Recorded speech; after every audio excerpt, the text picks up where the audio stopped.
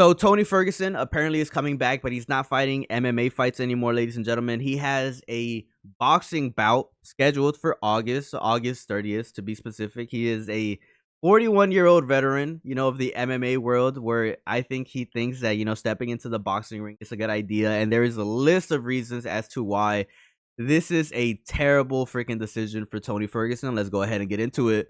Now, first and foremost, man, I love Tony Ferguson. Tony Ferguson has given us a lot of memories throughout the years of his career, but it's time for him to retire. He should have retired like 10 freaking fights ago. There's no reason why this dude should ever be taking any more punishment to the head, especially. He should be doing like jiu-jitsu or wrestling or doing anything but taking any more damage to the head.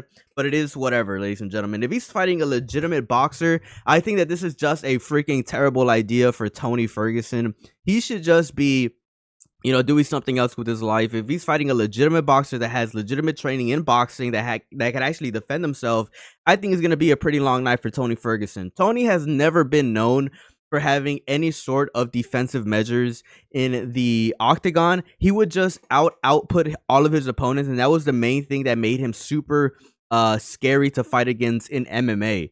I think the best case scenario for Tony Ferguson is to fight a guy that's in the same situation, a guy that's 40 years old, nowhere near closest prime, and preferably a guy that's ex-MMA guy. I just don't think that it's a good idea for Tony Ferguson to be fighting a guy that's an actual boxer. But after this fight, I honestly would just rather see Tony Ferguson just give it up. It's time for Tony Ferguson to hang up the gloves. It's time for him to just retire, go home to his family, and just give it a rest. I think that Tony Ferguson at this point is just chasing paychecks. It has to be the paychecks. It has to be the money, because there is no reason why Tony Ferguson should be getting any more punishment whatsoever. He just doesn't need it, and he just needs to retire at this point. I think I do see Tony Ferguson, going into jiu-jitsu or going into wrestling. I think that that's the best case scenario for him. He should not be stepping in the ring to receive any more damage to the head. He is a guy that is definitely showing symptoms of CTE, and I would just hate to see him take any more punishment.